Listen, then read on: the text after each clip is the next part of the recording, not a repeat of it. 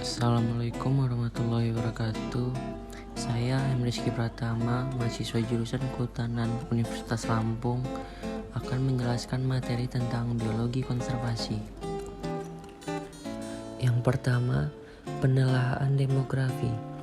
Penelaahan demografi dilakukan dengan tujuan penelitian pada individu untuk memperoleh data tentang kecepatan pertumbuhan, reproduksi, ataupun kelangsungan hidup populasi terkait, di mana penelaahan demografi dilakukan dengan cara mengambil populasi sedapat mungkin, lalu dilakukan perhitungan terhadap seluruh populasi.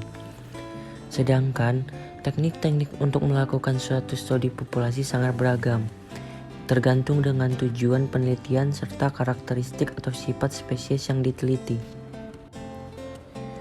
Adapun contoh teknik mendapatkan data suatu populasi. Yang pertama, para ornitolog seringkali melakukan pencincinan pada kaki burung. Yang kedua, ahli mamalia menempelkan tanda pada telinga satwa, dan ahli botani menempelkan tanda aluminium pada pepohonan. Teknik tersebut dilakukan agar informasi yang telah didapatkan dari suatu individu tidak terulang, dan dapat dibedakan individu yang sudah diambil informasinya dengan yang belum diambil informasinya. Informasi dari studi demografi dapat dimasukkan ke dalam rumus-rumus pola hidup suatu populasi untuk menghitung tingkat perubahan populasi serta mengidentifikasi tahap-tahap rentan terhadap daur hidup populasi tersebut. Lalu, terdapat beberapa contoh studi pemantauan demografi. Yang pertama, pada peta kawasan seluas 2 km x 2 km di Inggris, dilakukan inventarisasi kupu-kupu oleh Thomas dan Abray pada tahun 1995.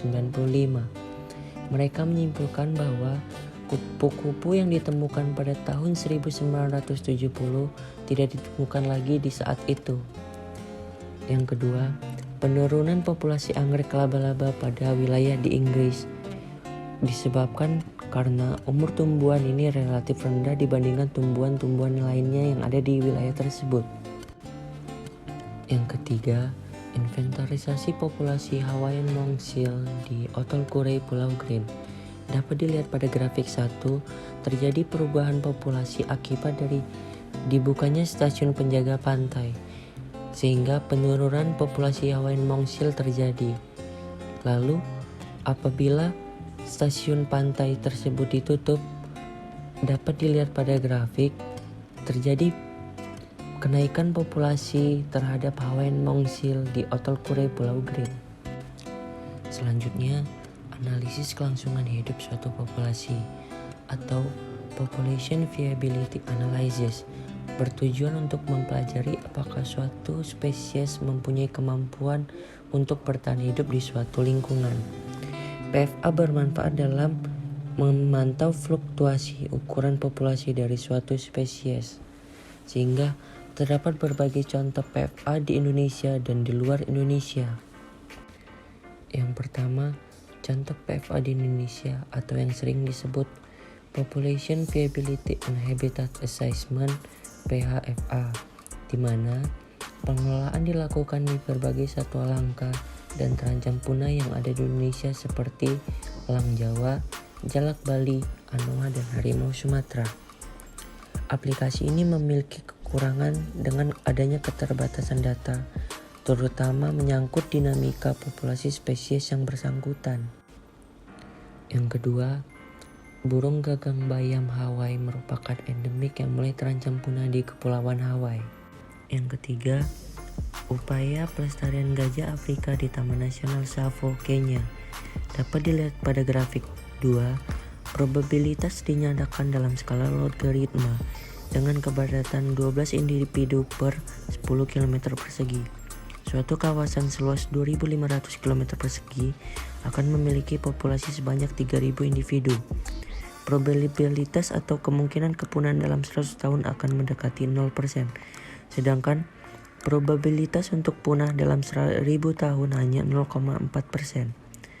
Suatu populasi dalam kawasan seluas 250 km dengan populasi awal 300 individu akan memiliki probabilitas sebesar 20% untuk punah dalam 1000 tahun. Selanjutnya, metapopulasi.